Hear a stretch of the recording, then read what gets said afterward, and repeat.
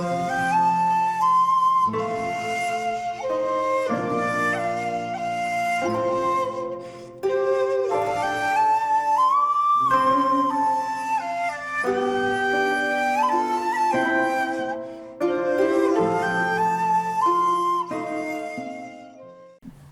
there, this is Solitude Ronin from Solitude Ronin Films, and welcome to another random review.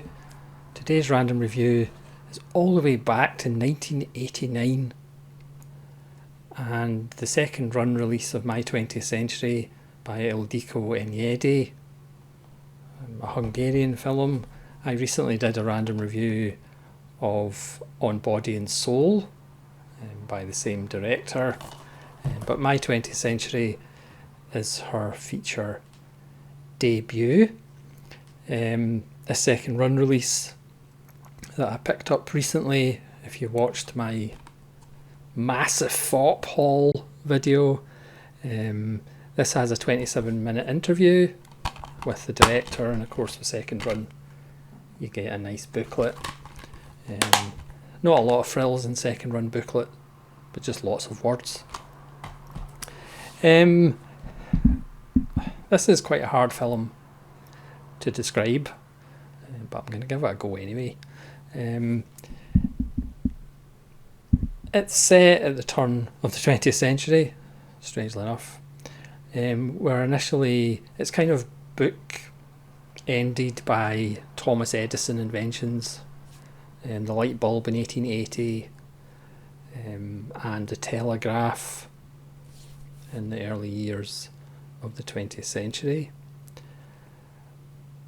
But Thomas Edison seems quite unhappy, and he looks up at the sky and two stars are talking to him, and then in Budapest two identical twins are born.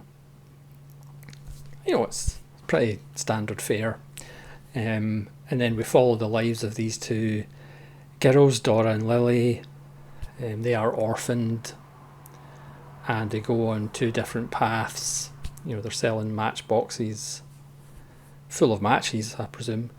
In Christmas Eve, they're hiding from the police and eventually fall asleep, and then two gentlemen toss coins for which one is going to take each of the girls, and they go on different kind of life paths until they kind of cross paths on New Year's Eve 1899. With me so far? Obviously this time it's the early days of cinema as well, and we get hints to that. The film is in black and white. It does have some just luminous scenes, if you'll pardon the pun, especially involving Edison's amazing invention of the light bulb.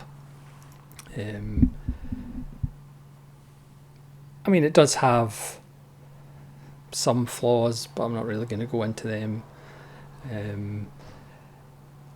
There are kind of wonderful random asides involving an experiment with a dog to see what his dreams are like, which is quite wonderful.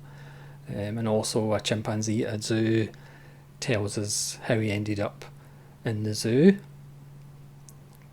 With me so far. And these little asides somehow work, even though they are a bit silly, because even though it does come across as, a lovely normal art house film, it is a little bit demented in places. But we do kind of appreciate that. The lead performance, again, it's another double performance by Dorota Segda, who is very good. One of the women is more politicised and more straight-laced, as a member of the feminist movement, tries to bomb politicians, whereas the other one is in the life of luxury, and just enjoys frissons with gentlemen aboard trains and basically just living a lavish lifestyle. Obviously it is about sex and politics. There is an interesting scene with a lecture to feminists by this scholar who first of all says, women should be given equal rights and women should be given the vote, and of course he gets rousing applause, and then goes into detail about why women are terrible and women aren't the same as men, as his audience slowly gets thinner and thinner. But he's proposing this idea that if you do go that route of just enjoying yourself and just, taking pleasure from everything, you can't necessarily be political. And then if you have quote unquote morals and political viewpoints, then you can't be sexual and you can't enjoy pleasures, and there's no mix of both. Throw into this Oleg Yanikovsky, who I haven't pronounced, who you'll recognise from being the lead character in Tarkovsky's Nostalgia. He's also in Mirror, and he kind of plays a kind of political character. He's kind of half and half between the two women, and he ends up meeting the more flamboyant one and having some horizontal jogging with her, and then he obviously thinks that she is also the straight-laced, politically active one, and there is a rather uncomfortable sex scene where he thinks that she's obviously the most kind of vivacious and exhibitionist sister, and of course she's not. Again, I've hardly really scratched the surface. There's a wonderful donkey performance in the film as well. So it does have a chimp, a dog section and a donkey section, probably only second to Bresson's Ozar Balthazar as far as donkey performances. There's obviously a nod to Lady from Shanghai, because anytime there's a mirror or more than one mirror in a room in a film, then it's obviously a nod to Lady from Shanghai. I'd be interested if Shizlovsky saw this, because there is a kind of double life of Veronique thing going on, obviously with doppelgangers, but more as far as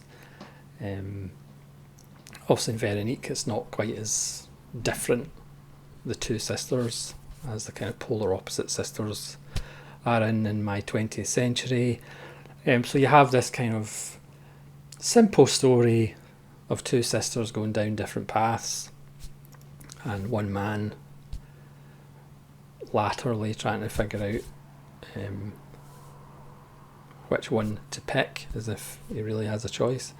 But it's on this backdrop of the turn of the century, the beginnings of cinema, the beginnings of things like electricity and technology and science kind of taking over from superstition and religion, because obviously religion and superstition don't exist nowadays, thankfully. But it's more about the beginnings of technology and science kind of coming to the fore, the world becoming smaller due to telegraphs, and then obviously telephone, and obviously now something that we call the interweb. So it's a bit of a mishmash, but it's a very good mishmash. Some scenes perhaps don't work as well as others, but again, for a debut, it is pretty wonderful. And again, as I say, there's really luminescent scenes, also not involving light bulbs. But again, it's another second run release that kind of shows you the only thing that limits a filmmaker's imagination is the filmmaker's imagination. Does everything work entirely in My 20th Century? Perhaps not. But it's not safe, it's not predictable, it's not cookie cutter, for want of a better phrase. It's not predictable, it's not the same thing that just gets churned out over and over again. Because sometimes for your debut, If you think, well, this might be my only shot at making a film, you might as well just throw the kitchen sink at the screen and see if it sticks. Or run the kitchen sink up the flagpole and see if somebody salutes it. But again, this is not to suggest this is just a hodgepodge of ideas. There's a definite through line of the sisters, and then you have these kind of interesting little spurs that come off the main idea. But beautiful score, beautifully shot. Again, it's another film you should really watch on as big a screen as possible. Great cinematography, and another excellent second run title, because again, very much like a lot of boutique labels like Indicator, Third Window for example, you kind of know what a second run film is going to be like, and My 20th Century is no different. So thanks very much for watching my random review of My 20th Century. Again, my random review of On Body and Soul is up on the channel fairly recently, in the last couple of weeks I think. So thanks very much for watching, and please let me know what you think of My 20th Century. And hopefully you'll join me again for more random reviews. This is Solitary Ronin from Solitary Ronin Films saying farewell.